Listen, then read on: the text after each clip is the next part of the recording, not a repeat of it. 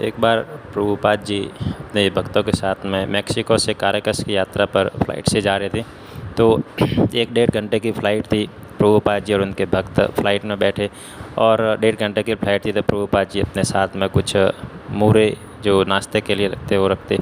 तो जब बैठे थे और एयर होस्टेस उनके पास में आई और प्रभुपाद जी से पूछा कि आप कुछ लेंगे दूध वगैरह, क्योंकि चूँकि इकोनॉमिक क्लास वाली सीट थी तो उसमें कुछ ज़्यादा खाना नहीं दिया जाता, लेकिन फिर भी एयर जो है भक्तों के प्रति कुछ सहानुभूति रख रही थी, तो उसने पूछा कि आप कुछ लेंगे दूध वगैरह। तो प्रभुपाद जी ने कहा कि हाँ दूध चलेगा।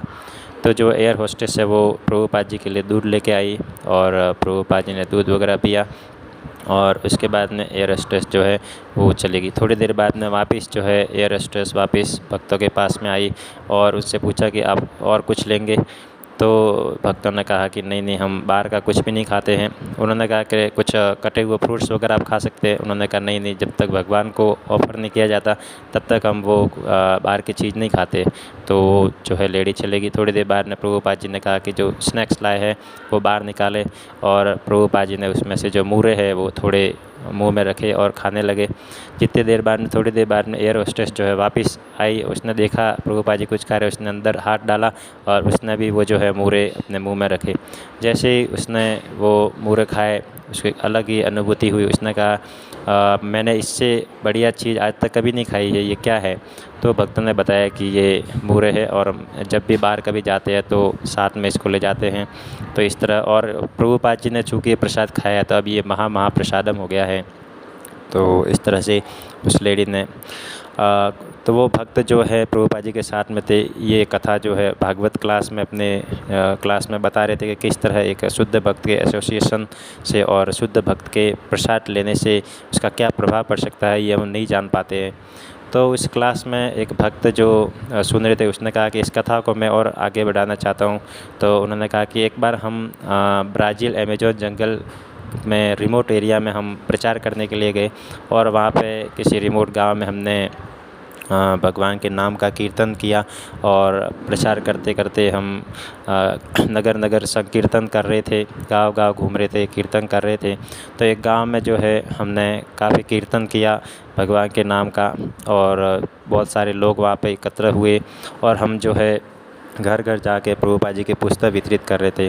तो एक घर में जैसे ही हम पूछे तो वहाँ पे एक माता जी ने दरवाज़ा खोला, जिसके सर पर तिलक लगा हुआ था, वैष्णव तिलक, हाथ में माला थी। तो उसने हमको अंदर बुलाया और अंदर बुला के हमने देखा बहुत ही सुंदर घर था और अंदर भगवान के अर्चा विग्रह की मूर्ति वगैरह थी, बहुत सारी फ्रेम्स थी प्रभुपाद जी की और बहुत अच्छे से सेवा कर रही थी। तो मैंने पूछा कि आप प्रभुपाद जी से कैसे जुड़े? तो उस औरत ने बताया कि 10 साल पहले मैं जो है एक एयर होस्टेस थी और मैं एक फ़्लाइट में प्रभुपाद जी से मिली और मुझे बहुत अच्छा लगा प्रभुपाद जी से मिलके। और जाते जाते भक्तों ने मुझे एक पुस्तक दी, साइंस ऑफ सेल्फ रियलाइजेशन, आत्म साक्षात्कार का विज्ञान। और जब वो पुस्तक मैंने पढ़ी तो मुझे रियलाइज़ हुआ कि मैं जो कुछ कर रही हूँ वो एक्चुअल में मुझे ये सब छोड़ के जिसके लिए जन्म मिला है वो चीज़ करनी चाहिए। तो मैं अपनी जॉब छोड़ के फिर यहाँ पे आ गई और भगवान की सेवा करने लग गई। तो इस तरह हम देख सकते हैं कि शुद्ध भक्त के संग से कैसे किसी व्यक्ति में अंदर भक्ति जागृत हो जाती है, इसका अंदाज़ा हम लगा नहीं सकते। हरे कृष्णा। जय प्रभु पदा, जय प्रभु पदा,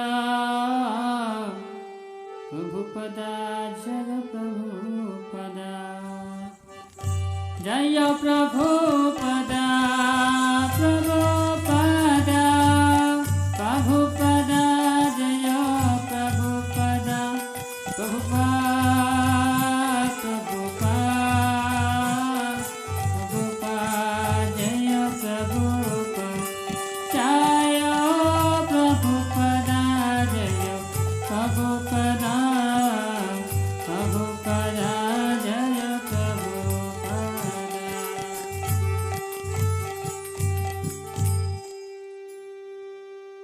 श्री गुरु चरणा पद्मा केवल भक्ति सदमा। श्री गुरु चरणा पद्मा केवल भक्ति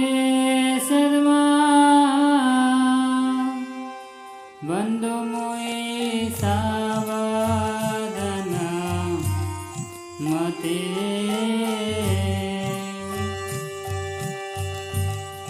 बंदो मुई सावधान मते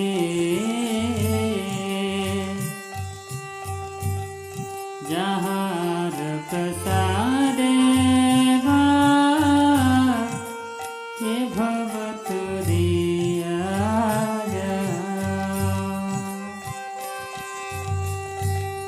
कृष्ण प्राप्ति हो जहाँ होते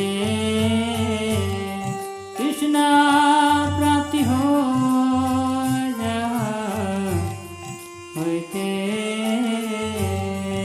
गुरु मुख पद्मावक्य चित्त कुरिया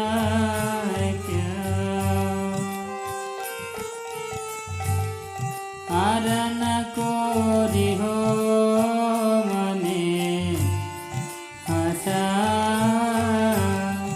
आरन कोरि हो मने आशा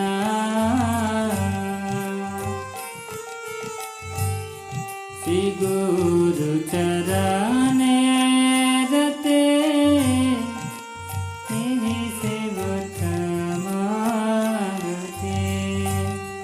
हे प्रसादे पुरे सर्व आशा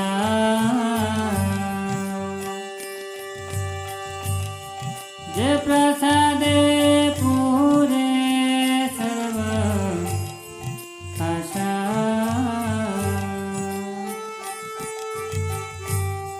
चक्षुधन दिलो जन्मे जन्मे तबो से